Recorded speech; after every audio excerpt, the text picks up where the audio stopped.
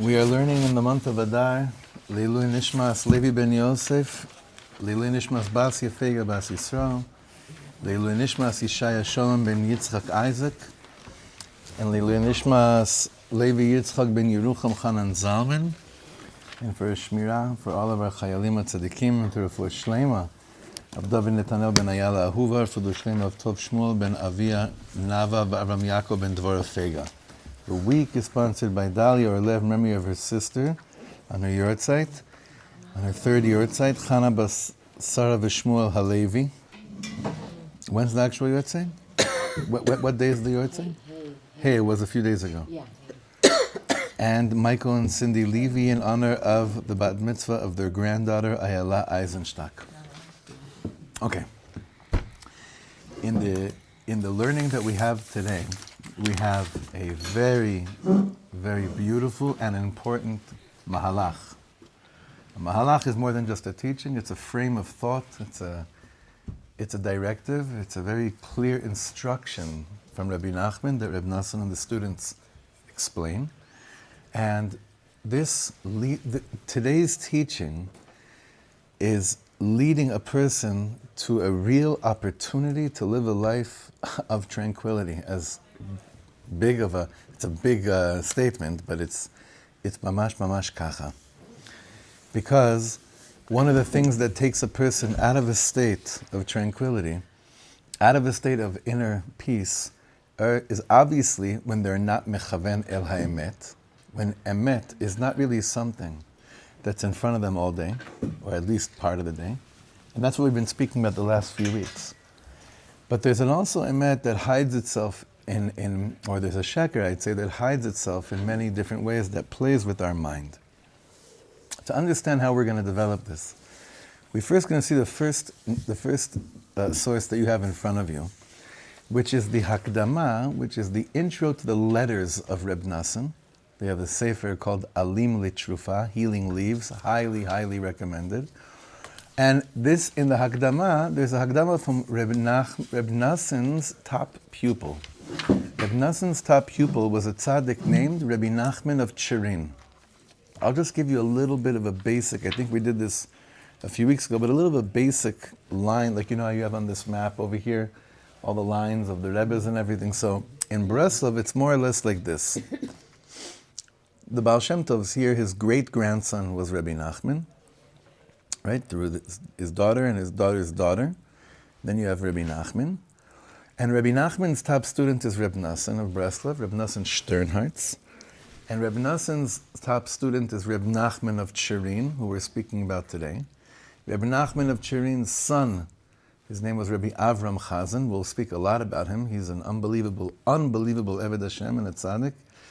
And he's one that made Aliyah, and he was close to Rav Kook. It's a lot of stories about him. And from Rebbe Avram he's known as Rebbe Avram Bereb Nachman, so Rebbe Avram, the son of Rebbe Nachman. From him afterwards we have a line from Rebbe Levi Yitzchak Bender, who's a name that we have to speak about as well. And then we get to people, to tzaddikim that are more or less in our door, which hopefully we'll have a lot of time to speak about. These people, I always had this dream to write a book about these giants called the Humble Giants, because they were giants, but they were so humble. Reb Nachman of Chirin is one of them, and he is writing the Hakdama for Reb Nosson's letters. Now, you know that Reb Nosson was a prolific writer. He wrote so much. He didn't just write down, he wasn't just a scribe that wrote down for us most of Likutey Moharan. Reb Nosson's work, Likutey Halachot, Likutey Tfilot, and the letters, we have so much from him. He was so busy. He got so much done. So this is speaking about how was he able to get so much done, especially while being persecuted, both by Misnagdim and other Hasidim that were not into what was going on in Breslov. If you read the book Through Fire and Water, you'll see there's some crazy things about his life, including the attempts to assassinate him. He went through hell. In this, Imamish went through hell. But he got so much done. How can that be? So in this Hakdama, Reb Nachman Chirin writes like this. Whoever heard a little bit about his daily routine, his daily learning schedule. It's impossible. You'd start making up Chassidish Baba Maises. There's no way, when you'd hear about his Seder Hayom, that it's possible to think that any human being could accomplish this. The only way he could accomplish this is if he didn't eat, sleep, talk to people, have anything to do with this world. Maybe then you could say he may have been able to fit that in. But we know he did eat, he did sleep, he was busy, he opened up a printing press, he was very, very busy in that, and dealing also with a lot of the needs of the Breslover community, who was then left without a Rebbe, without a physical Rebbe. But then he continues, he says, Gam haya osek harbe bechol yom shetomar sheyomam v'layla ino lefaresh sichato lifnei Hashem yitbarach. You know what else took a chunk of his day? Hisbodedus. How did he have time for that? Ad shekol mi sheshama seder avodas atfila shelo, anyone that heard about his order, his, what do you call this? A regiment of both davening and learning, haya mesher belibo ki efshar davar zeh, that his davening and his bodedus could only be possible im lo shemevale kol yamav v'leilutav al tefillah v'tachanunim kanal. So he's saying the only way someone could say that it would have been possible for Rebbe Nosson to daven and to do as much his bodedus as he did would only be if that was the only thing that he was doing. Same thing regarding the learning. The amount of hours that he put in this. Sheshama v'yada k'tzat me'inyan seder ktavav hanal. Then if a person would hear a little bit about how much he was writing, what would a person come to? The conclusion, haya mesher belibo ki bilti efshar davar. So again, only the amount that he was writing could have only been possible if that's the only thing that he was working on. The question is, how could it be that someone could accomplish so much? Now, there are people that are naturally very big accomplishers. We usually don't like them. But there are people that are able, you just look at them and they're like, I really don't understand how it's humanly possible to accomplish as much as this person has accomplished. They have a spouse, they have children, they have a job that's not necessarily this. They got a bunch of things going on. What's the secret of this? How does a person accomplish so much? But that's not really the question of today. The question more is, how do I accomplish what I need to accomplish in this world? How do I be busy with what I need to be busy with and not get stirred away, not get moved and bothered, and feel that I could be an accomplishing person while I maintain a state of calmness in my heart, and while I have shalom, while I have peace and tranquility still taking place inside of me. The generation is stricken with a heavy dose of being overwhelmed.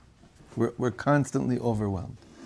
We're not just overwhelmed with what's going on in the world, we're overwhelmed with our own lives. And WhatsApp doesn't help. Even though we think you get a lot more done, most of the avenues that enable things to get more done add much more to the plate, and there's always more to be that needs to be done.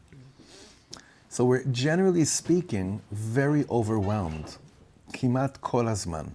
Right? That's the state of most people. I don't know many people that are underwhelmed. Like, I really don't. If I stop and think about, let's just say this week of conversations with people, it wasn't anybody that said, I need to do more. Give me something to do. One person, actually. There was one. The truth is, there's one person that said that. That's a whole parsha, but they actually are more overwhelmed. They're crazy overwhelmed. I don't know why they ask me for a task. They're crazy overwhelmed. Most people are pashut crazy overwhelmed. It is what it is now. This teaching from the tzaddik, from Rebbe Nachman, from Likutey Moharan inside. This is one of my favorite teachings in Rebbe Nachman's Torah. This is a teaching, I had the privilege of learning this with the Chevra by the Tzion, like 10 years ago, Mashikaz, maybe even more. This was the Torah we learned sitting by the Tzion of Rebbe Nachman. And I remember when we learned it then, I said to myself, if there's one teaching in the world that I attach myself to with all my heart and soul and I stick to it, that it has to be this one because this is the gateway for real calmness in Yeshiva Das. It really, really is, which is what we all want.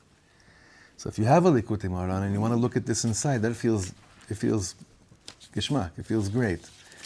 It's the 272nd teaching. Now, the weird thing is that, not weird, but in the look for Torah Reish Ayin Aleph, okay, that's 271, and then the run after it should be Reish Ayin Bet, but they switched the words from hunger to Arev, so it's Ayin Reish Bet, okay? Likutey Moharan Ayin Reish Bet. In the first part, okay? Do you guys see it inside? Dalia, do you have it?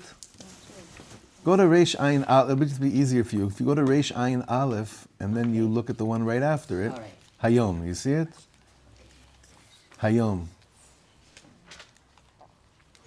Yeah. Yeah? Zahava, you have it? That's very good. Okay. So Rebbe Nachman ben Fegel Schus Yagen Alina Val Kol Am Yisrael says like this: Hayom im bekolo tishme'u. It's a pasuk in Tehillim. When do we say this? When do we say this kapitel Tehillim? All of us. Kabbalat Shabbat. We say this. Okay? In the beginning, Kabbalat Shabbat. Hayom im bekolo tishme'u al takshu levavchem kimeriva ki amasa b'midbar. Asher nisuni aviseichem v'chanoni gam ra'u falu. So David Malka Mashiach, David HaMelech says, Hayom im bekolo tishme'u. Today, if you listen to his voice. Ze klal gadol ba'avodas Hashem. Says a very important inyan. A klal. Says we learn something tremendous from here when it comes to godly service. Shelo yasim leneged einav ki im also hayom. What should you place before your eyes? Only one thing. Today. Ki im oto hayom. Hein be'esek parnasa, both regarding inyanim of parnasa, not just ruchnius, b'yitztarchuto, tzarich shelo yachshov miyom lachavero kamuva basfarim. You should not be worried and thinking about how am I going to eat tomorrow, or what do I need in order to eat tomorrow. I have to only think about what do I need in order to eat today, just on the level of eating, for instance, or clothes, or anything you need. All you should be thinking about is what you need today. No one's like that. I don't know anyone that lives like that. I don't know anyone that doesn't have a pantry. I don't know anyone that's not in their mind, even if they don't have a pantry, they're not thinking about tomorrow as well. So a person can read the first two lines in this teaching and come to a very nervous emotion saying, is there neglect going on here? There's not like planning. You have planned parenting, you have planned eating, planned shopping, but we're not supposed to be thinking, we're not supposed to be planning anything. Well, when push comes to shove, and that usually happens when you come home from a funeral of someone that died young or someone that you didn't have a chance to let them know how much you love them, that's when you start living and thinking like this. Because you say to yourself, the mortality comes and strikes, and you're like, oh, so that whole thing of not talking about it, but subconsciously the train of thought of, I'm eternal and I'm going to live here forever, that when you go to a funeral, you realize you're not. And then the question is, so how am I spending most of my time? Am I busy worrying about tomorrow? Not worrying as a nervous wreck, but even thinking too much about tomorrow and the next week? Or am I thinking about the privilege that I woke up today and today is what I have? Rebbe Nachman is telling us when you're able to do that, you're tuned into a klal gadol ba'avodas Hashem. This is a big deal. This is a big thing. It's a game changer. Game changer. Now he continues and he says like this. That's true about parnasa. V'chein ba'avodasa yisbarach. So too when it comes to spiritual achievements, spiritual desires, spiritual accomplishments, all these things I want to take on, all these farim I pull off my shelf that I want to learn, all these avodas that I want to be plugged into and make sure that I accomplish, like we keep on saying. V'chein ba'avodasa yisbarach lo yasim leneged einav ki im oso hayom ve'oso hashah. All you should put in front of you is now. Like, what's a great example for this? When a person is at a shiur, all they should be thinking about is just the shiur. Not how do I implement it, not any of these other things, but just that. When they're in a davening, all they should be thinking about is this tefillah right now. When they're doing hisbodedus, all that they should be thinking about is that hisbodedus, not comparing it to yesterday's or preparing for tomorrow's. We all know that we don't have yesterday and tomorrow isn't here yet. We know that on a certain level of consciousness. But on a certain level of consciousness or subconsciousness, we haven't bought into that. We have not bought into the fact that yesterday doesn't exist anymore and tomorrow's not here yet. Because we live in a world that yesterday or tomorrow are so much more alive in my brain and in my heart than today.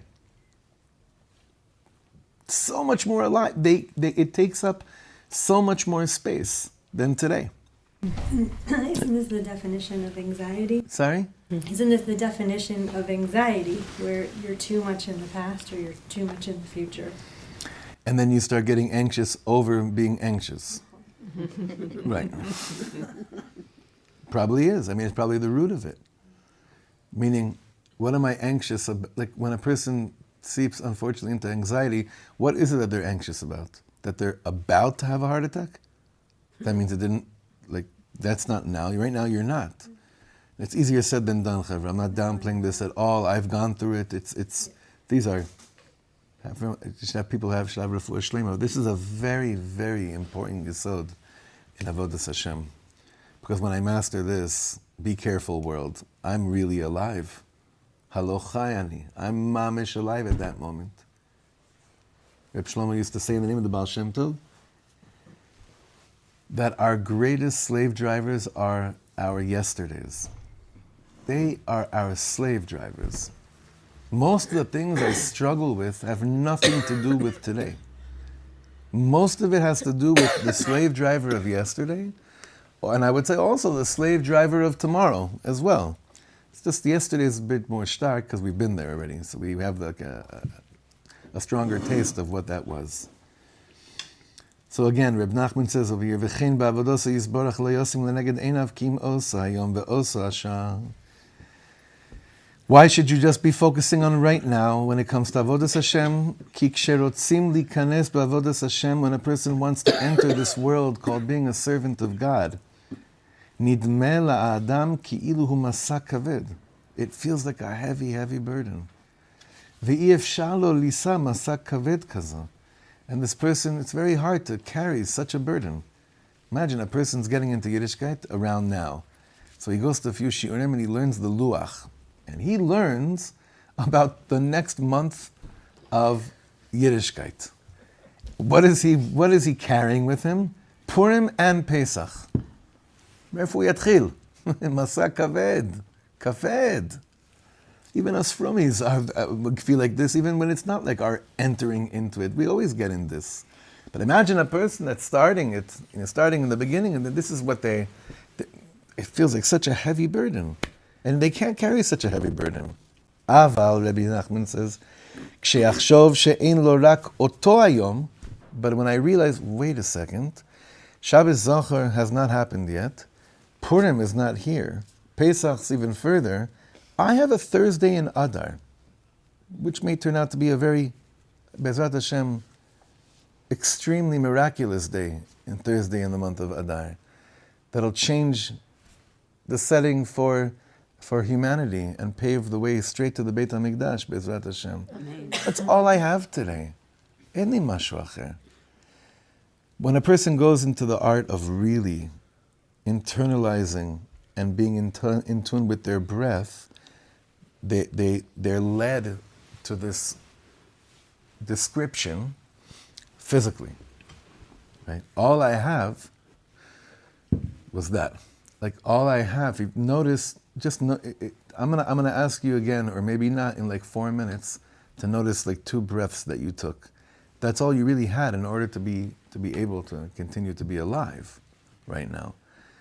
And when I notice what I have right now, it puts things into perspective, it puts things into order. And it removes from me many of my slave drivers and the masa and burdens that I've took upon myself. What does it mean that people get short of breath? What does that do to? What do you think? If a person has to go like, what is that? I'm not talking about a physical ailment, but what do you think that's the trigger for that? Panic. From what? Anxiety. Not presence. Not presence will lead to that shortness of breath. Okay. Now the Rebbe continues and he says like this. אבל כשיחשוב שאין לו רק אותו היום, but when you realize all I have is today, לא יהיה לו מסע כלל. You don't feel like there's a burden anymore. Because all you will set yourself for is being realistic in what should I be involved with today? What should my time and my kochos be dedicated to today? Just today. And the Rebbe also says, וגם שלא ידחה את עצמו מיום ליום לאמור מחר אתחיל. מחר אתפלל בכוונה ובכוח כראוי וכיוצא בזה בשאר העבודות. Part of this leads a person to not, what does it mean, לדחות את עצמו? To not procrastinate. We're going to get back to this. Don't push things off to the next day. Saying tomorrow I'll start. Why? Because you don't know. The emet is that you have no idea if you have tomorrow. That's the truth. You barely really know if you have right now, but let's work with that. Like you have now. But none of us know if we're going to be here tomorrow. So saying I'll push this off to tomorrow is basically being very, very unrealistic. That's unrealistic. The things that need to be started today, start them today. כי אין לאדם בעולמו כי אם אותו היום ואותו השעה שעומד בו. All you have is the day and the moment that you find yourself present in. כי יום המחרת הוא עולם אחר לגמרי. היום אם בקולו תשמעו. היום דייקה. The Torah says, it's really all about if today, hayom, im bekolo tishme'u, if you listen to the voice of Hashem. Just today. And then tomorrow say, just today. And we have this very strongly in the 12 steps. When they say, when people give accounts of how many days they're clean and sober, so I think they always end off by saying, I am, whatever, 317 days sober today, just today. Because that's all they have. That's all they have. But that's true about all of us. That's all we have now.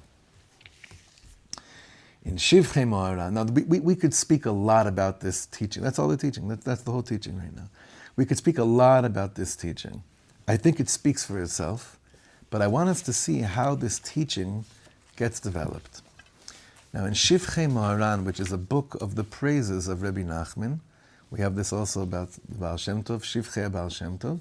It's a sefer that describes like a lot of the behind the scenes of what it was like in Rebbe Nachman's life. What did it seem like?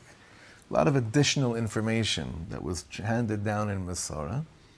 So in the 14th letter in Os Yudaled, it says like this about Rebbe Nachman: Verak al yedei eitza zu, only through this eitza, meaning the teaching we just read, nasa alav ol ha'avodah. Rebbe Nachman was able to be who he was. He was able to do what he ended up doing only because of this teaching. This teaching enabled. Imagine a tzaddik like Rebbe Nachman. It's very hard to. Honestly, I never, like, I've shared this with you before. I never really imagine him because it's too beyond me. Rebbe Nosson, if I dare say so, I feel like he's more approachable. Rebbe Nachman is me'al, like they say about it, Ir v'kadish min shmai anochis. He's an angel that descended down upon us from the heavens. It's hard to, like I always say, if they said to me, you could take a walk with Rebbe Nachman or Rebbe Nosson, I'd never take a walk with Rebbe Nachman. I would cease to exist, meaning I would melt. I wouldn't be able to, I would just, imagine we would take a walk with Rebbe Nachman. Just imagine that for a second. It's petrifying. I don't even know how to begin. Reb Nosson, I don't know, there's a little bit more of like an opening of being like, you also feel messed up, right? That would be my opening line, right? Mamash because the tzaddik, I don't know, well, in the musag. Or Reb Nosson would start the conversation saying, you're also from the ones that feel messed up? Like, you're also here for this? Like, how was Rebbe Nachman able to do anything in the kelim of Olam Hazeh is beyond me. He's not from here. This is not another neshama. He was a human being, very much so. He died. He's buried. Like all of us, Be'ez Hashem Ad Mea Ve'esrim, like he went through similar physical things we went through. But how is a person like that with such a moach, with such a mochin and such a leiv, able to contract all of that into Olam HaAsiyah? I have no idea. But this explanation gives me a little bit of an insight to it. V'rak al yedei eitz hazo nasa alav ol ha'avodah. He was only able to do what he did because of the Torah of Hayom. He lived this Torah. Hainu, shebechol yom haya choshev bedato she'en lo rak ze hayom bilvad. Rebbe Nachman was just thinking every single day about the reality of all I have is right, all I have is this day. V'lo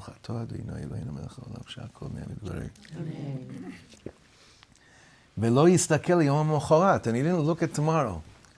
Ve'al zman sheleha b'klal, or about the next period in life. Rak ki'ilu ein lo rak ze hayom bilvad. He lived this life that he really only had the day that was in front of him. And what happens to you when you only have the day that's in front of you? You actually get so much more done than you could have ever imagined. וכשגמר העבודה של זה היום, אזי ביום המחרת חזר וקיבל עליו העבודה של אותו יום המחרת. And then that which was waiting for him on, let's say it was a Thursday, right? And all he was in Thursday. Hayom Yom Chamishi b'Shabbos. This was his thing. All I have is right now, I have this shachris, I have this mincha, I have this marav, I have this piece of food, I have that person that's in front of me. There's no one else that's in front of me now. I shouldn't have to save kochos because I'm going to be tired later. I don't know if I'll be alive later. That's the truth. None of us know. I'm saying these statements to give us koach, not to freak us out, you understand, right? Not to make us like scared, just to really give us inner koach. So Rebbe Nachman was finished with Thursday, then Friday morning he woke up and he's like, all I know is that I woke up on Friday. He probably didn't wake up on Friday, he probably stayed up all night, but whatever it is, he came to Friday and Friday was saying to him, you realize you have Friday. He was like, yeah, all I have is this day. So today is going to be the day that I do everything I need to do for today. Not everything I need to do in my 30s or in my well, he didn't reach 40s, but he passed away at the age of 38 and a half. So all I have is right now. And he lived it. It wasn't just a mantra. It was a way of life. And in this sefer, Shiurei Moharan, they're saying over here, this is really how he lived. It was only this Eitzah that enabled him to function the way that he functioned. Because if not, a tzaddik with a moach like this, talk about becoming overwhelmed, Hashem Yishmor, Hashem Yirachim, what do we know? It's almost impossible. Now turn the page. We have today many amazing authors, many like big thinkers in the Israeli scene that got very into Rebbe Nachman. And for instance, we've heard before, we've learned a lot of Torah actually from some of them. One of them mainly, Rav Erez Moshe Doron, who just sent me his latest book that I think I think it was told he spent 10 years on it, just on Azamra. Wow. Yeah, we're going to get there. We're going to get there. Be'ezrat Hashem. Not today. No, and not tomorrow either. And not next week. But we'll get there, right? To say that without that pressure is gewalt, right? Mm-hmm. We'll get there. Not today, right? One of the younger chevra that is writing like very powerful stuff really infusing, integrating, taking in Rebbe Nachman's teachings and giving it to us in a language that we could understand is, if you've heard of Rav Michi Yosefi. Have you heard of him? Rav Michi Yosefi. He taught us this pasuk in Shirat Shlomo in Cheshvan, rainy day like today. It was a night. Do you remember this? What, this year? No, 100 years ago. Not 120, okay? It wasn't even 20. Fascinating. Oh, so good, because he's gonna, well, the truth is, the person that's writing it is not Rav Michi Yosefi. The person that's writing it is a guy named Ron Weber. Have you heard of him, Ron Weber? He's put out a lot of books, fascinating books, like bestsellers, I think. So he describes here a meeting that he had with Rav Michi Yosefi, who's one of the, is another humble giant of our time, who they bumped into each other in Uman, and they started talking about this teaching from Rebbe Nachman. You know, what I love so much about all the Breslover books that I have that aren't like the actual teachings, but it's like, you know, Sichos Chaverim, Sichot, Diburim, is that whenever Talmidim of Rebbe Nachman would meet each other and they wanted to talk about life, somehow deeper explorations into the teachings of Rebbe Nachman became the topic of their conversation. Because all they want to do is try to integrate the teachings that they learn into their life in a way that could really change them. So listen to this. This is very interesting and deep. פגשתי את הרב מיכי יוספי באומן, והוא אמר לי כמה נקודות יפות על התורה הזאת, תורה ע"ב בליקוטי מוהר"ן. So what are some of the things he pointed out? אחד הדברים היה שלא ידחה את עצמו. So this, I don't know if you noticed, Rebbe Nachman didn't say שלא ידחה את עבודתו. I mean, he was talking about don't push things off to tomorrow. He wasn't talking about things. The lashon of Rebbe Nachman is שלא ידחה את עצמו. What's the difference between the two? A world of a difference. Let's see how he explains it to us. האדם, רבנו לא כתב כאן שלא ידחה את המשימות שלו, אלא שלא ידחה את עצמו. Rebbe Nachman didn't say, don't procrastinate with your tasks, but rather, don't procrastinate yourself. What does that mean, בכלל? האדם דוחה את עצמו.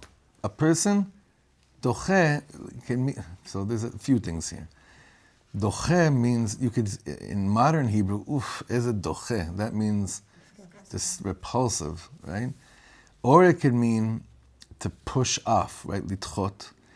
And over here, that it means you end up getting repulsed by yourself when you keep on pushing not things off, but yourself.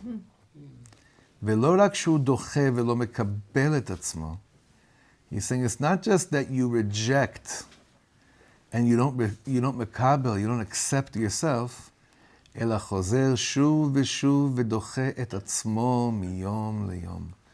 But that you do this repeatedly. Could it be that he's saying over here that Rebbe Nachman means? Rebbe Nachman says, stop rejecting yourself. And how do you reject yourself? Sorry? Pulling yourself back from your potential.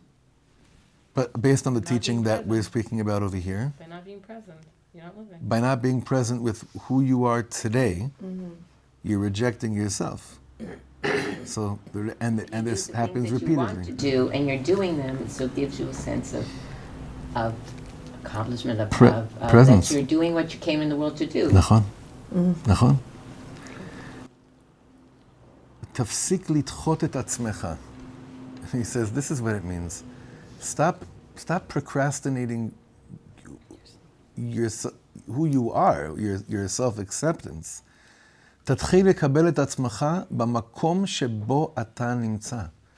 Start to accept yourself in the exact place that you're in right now, which is so true because in our minds we say, let's say someone's trying to lose weight, they say, I'll accept myself, I'll be able to look in the mirror or accept that this is me once I'm not like this. That's an easy example, but there are many examples like this. Yeah. So So I think like it applies a lot to what you just said, but that like those goals, and it can be applied to spirituality or whatever it is, that they're not linear. That it's not just, oh, you're going in a straight line, that like you're, whatever the goal is, if you didn't do it yesterday, it doesn't mean you can't do it today. And just because you did it today doesn't mean that you're going to do it tomorrow. Right? Mamash. That's very strong. Very good. תתחיל לקבל את עצמך במקום שבו אתה נמצא.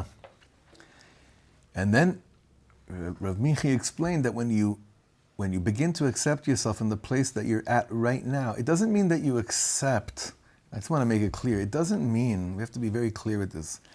It doesn't mean that if you're really stuck in a very heavy lust, and the Rebbe says, accept yourself where you're at today, to be okay with the fact that you're deeply rooted in some type of a lust or something really naughty and bad. Accept yourself, not the action. Acknowledge, this is where I am today. This is me today. I may not be happy with it, but I can only be with Be'emet, who I am right now. And then when you do this, Rebbe Nachman, so he says that Rebbe Nachman's explaining, V'timtza, the last line in the first paragraph, V'timtza et kochot hanefesh, להמשיך הלאה. Then you find the kochos hanefesh, then you find what it takes from you and your kishkas to continue to go, ulehaamik, and to go deeper, b'ma she'ata be'emet tzarich la'asot. Meaning the tools in order not just to survive, but to really accomplish what you need to accomplish are created from a sense of acceptance of the moment of this is where I am now. I usually try to not acknowledge it because a lot of the things about where I'm at right now are very depressing or they're very disappointing, self-disappointment. But the tools to snap out of that and to grow from these moments and to be able to do what you have to do today and do it even deeper, you gain that set of tools only from a place of lo litchot et atzmo, of not pushing my self-acceptance off till tomorrow. That's one nikuda that Rav Yosefi is speaking about in this teaching. Very simple stuff, right? הדבר השני שאמר, the second thing he said is like this. היינו מצפים, by the way, who's been noticing their breath the last few minutes?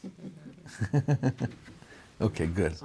Only two people. הדבר השני שאמר, היינו מצפים, we would expect, שבמקום מסע כבד, יהיה לאדם מסע קל. We would expect, when Rebbe Nachman says, things stop being a heavy burden, they only become a light burden. But that's not what Rebbe Nachman said in the teaching. אבל רבינו אמר, שכשאתה עושה את העבודה הזאת, לא יהיה לו כמסע כלל. It's not that your burden becomes lighter. That word burden is removed from your lexicon. Because it's not a burden. Light, what you have to do in that day, it doesn't feel like it's a burden. What is it? Is it a burden for anyone to breathe right now? Is it a burden for anyone to, let's be real, we're sitting in Eretz HaKodesh learning Rebbe Nachman. This is a burden? And a bunch of other things we could start noticing and pointing out.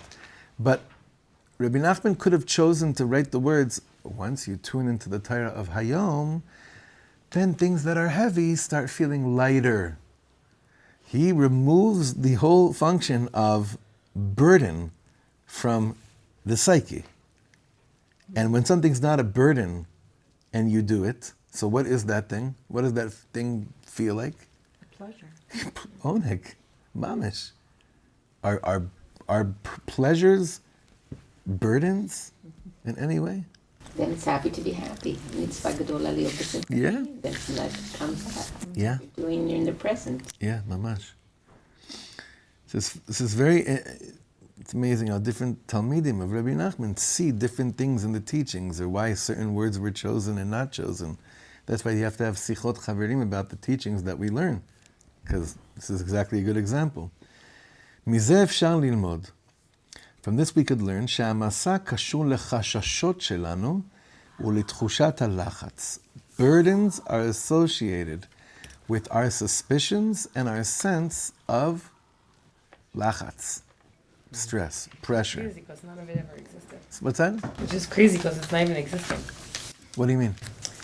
The chashashot, it's only and if what. And Like, if what? it's not even Yeah. here. Right. But it lives rent-free in our brain and in our heart. אם אני לא בלחץ, if I'm not under stress, ואני מבין מה שמוטל עליי לעשות היום, and I know what I need to do today, אני יכול להגיע לחוויה שלא רק שזה לא מסע כבד, I could reach an experience that not only is this not a heavy burden, זה לא מסע, כלל, it's not a burden. There are people that you see them before they went through this in davening and after they went through this when it comes to davening.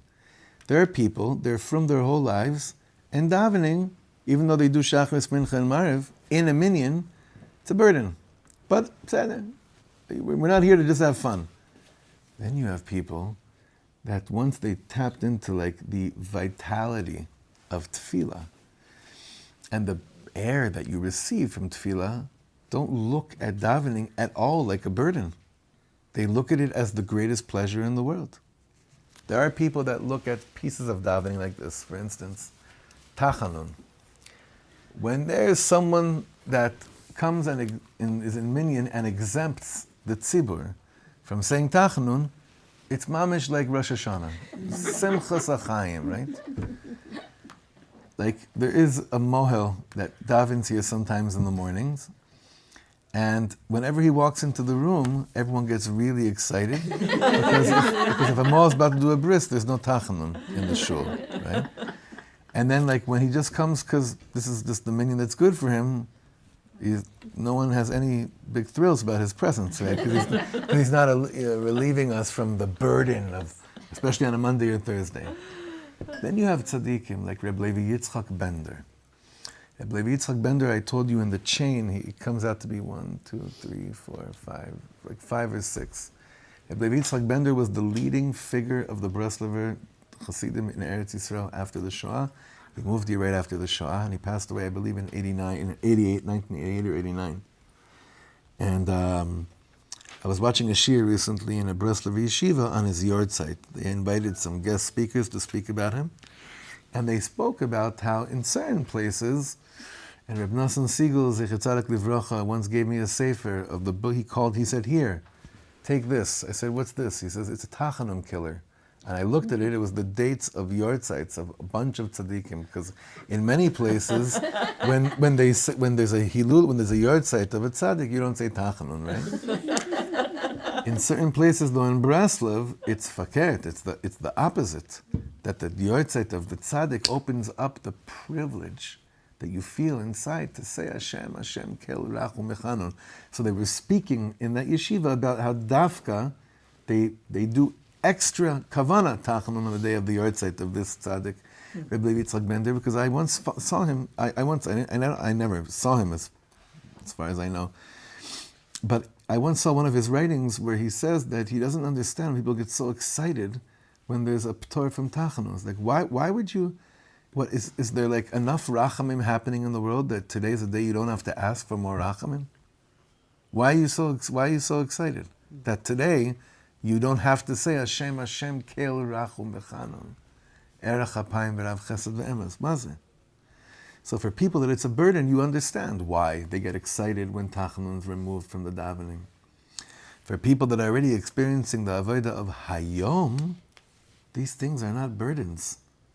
These things are privileges and pleasures.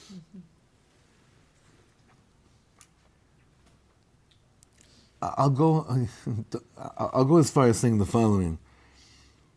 It's like the difference between realizing that you're sitting in business class or sitting in coach. What do I mean?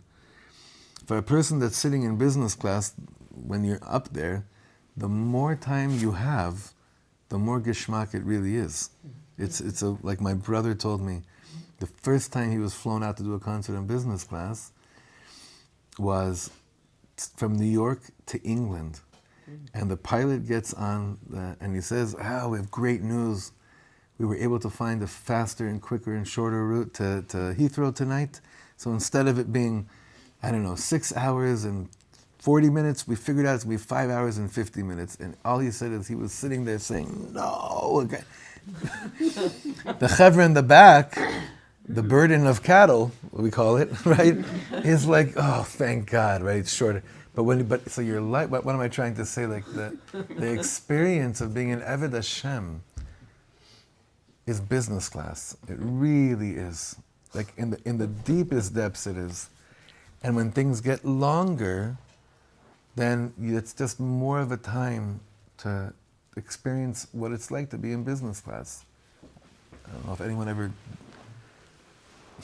used that mashal for what we just said. But whatever, we have to find ways for us to, I bless you all to have business class flights with Rebbe Hashem. He's going to end with this last paragraph. This feeling that Rebbe Nachman is speaking about could either be of pleasure and of adventure, ולא של מסע או משהו שמכביד עליי, or not something that's heavy upon me. לשים לנגד עיניי רק את היום הזה, to put in front of me only this day. זאת ממש עבודה. This is mamish work. להתעלם, look at these words, I love this. להתעלם ממה שלא מונח לפניי. To ignore that which isn't placed in front of me.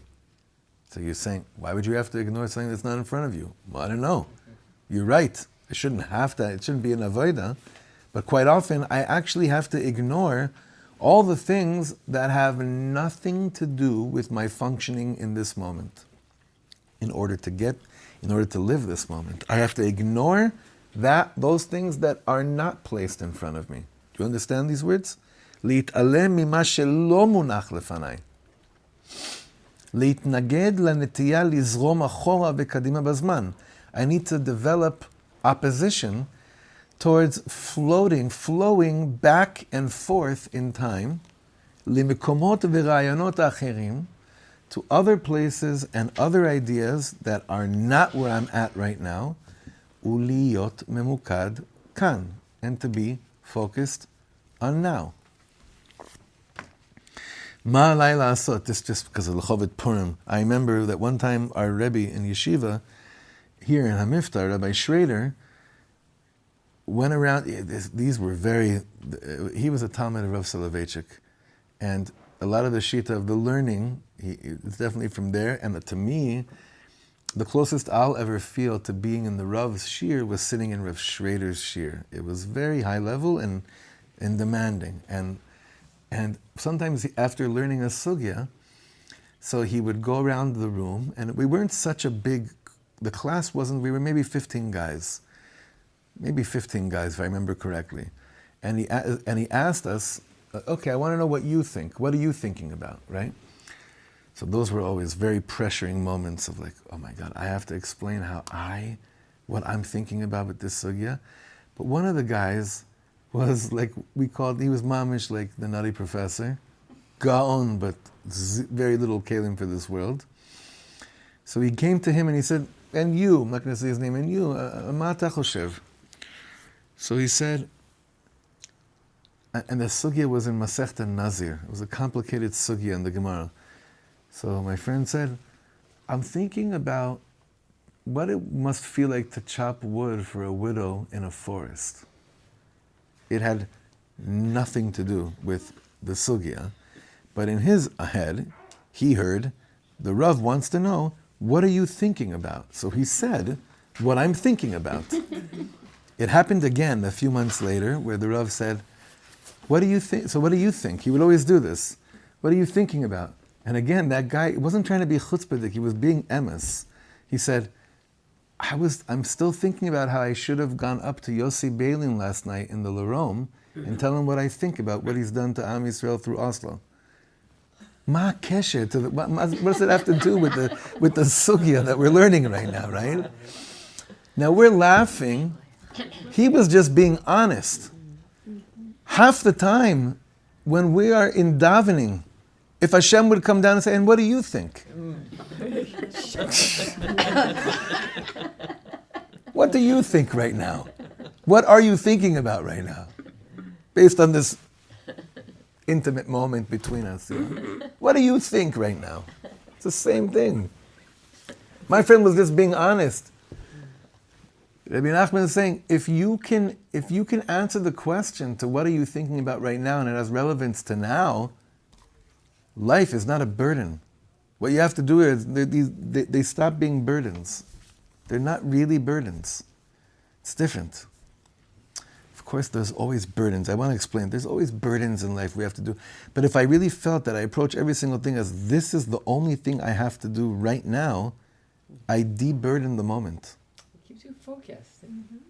It's removing kvedut. It removes weight, which then allows me to breathe and think and focus and now, which obviously results in removal of anxiety and elements of stress. And a lot of asiyah. Well, that's what he's going to say right now. I'm going to say again from the beginning. ההרגשה יכולה להיות של הנאה ואתגר ולא של מסע או משהו שמכביד עליי. לשים לנגד עיניי רק את היום הזה זאת ממש העבודה, להתעלם ממה שלא מונח לפניי, להתנגד לנטייה לזרום אחורה וקדימה בזמן, למקומות ורעיונות אחרים ולהיות ממוקד כאן. מה עליי לעשות? רק את זה אני צריך לעשות עכשיו. Only this I need to do now, וכמובן שבצורה הכי טובה שאני יכול, אבל בלי לחץ. I can only do what I'm doing now to the best of my ability, but the best of my ability entails without pressure, without stress. בלי האשמה עצמית, without, this is the hardest, without, how do you say האשמה עצמית?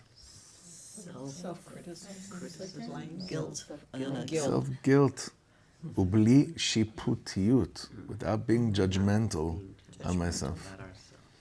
Now, what Zahava said is the key over here to answer the question, how could Rebbe Nachman, how could Rebbe Nosson, how could they have accomplished all what they did? Because when they sat down, when Rebbe Nosson sat down to write one of his Sfarim, he wasn't thinking, I have to write a sefer. He was thinking, I have to write this today. And then it stopped being a burden. When people go into something saying, I have to do this, it feels like a burden and you don't get that much done. But when you say to yourself, all I have to do is what I have to do today, the level of accomplishment, the amount of asiyah you do grows tremendously. Yeah. I was saying something about that you should really slow down, because when you're doing stuff like in a rush, like getting the kids out of the house and you're like, let's go, we gotta go, like you're in survival mode, like your body thinks you're in survival mode. When you slow down, you really can end up accomplishing so much more. Much more. So here I think the wording for slow down would be, what's that? Present, being present. It would be remove that which you don't have to do right now, that's not in front of you, and you will naturally develop a completely different pace of life. You shoot that, living with you. Which is Yeshuv Das, which is one of the main things we're here to learn in these shiurim. Like the shiurim we're doing in this time is they're focused on to attain peace of mind and tranquility for the sake of being the most accomplished Avodah Hashem that ever existed. Not for the sake of how long we could sit in Zen. That's not the Avodah, you know. That's we're here to work. We're here to work. So if, like, we carve out 50 minutes, a few mornings a week to focus on these things, the day becomes much, much bigger. The day itself, that day becomes much, much bigger, and a lot more is done. Okay, so the end, yeah. Yeah, author Eckhart Tolle, Yeah. he must have learned Rebbe Nachman. Power of the now, he's called. Yeah? Remember Ramdas? Mm-hmm. Richard Alpert, what was his big thing? Be here now, as if that was his, What came to me earlier. right, as if that was his chiddush, Came right? from our Rebbe's. Huh? Came from our Rebbe's. It came, you know where it came from. Moshe Rabbeinu was told in the Edom Mishpatim, we read it a few weeks ago, to go up and go up on Har Sinai, and Hashem says, Ale Elai Hahara, and then he adds these two magical words. Hashem tells him, go up to the mountain, Ale Elai Hahara, Veheye Sham, and be there. The Moshe Rebbe says it's a whole Torah and Moshe. We've learned it. We've learned it many times. Why does it have to say and be there? Because you go, quite often you go to a shiur, you're not there. Quite often you show up to davening, your bichlal did not, that was not where you ended up, but you went there.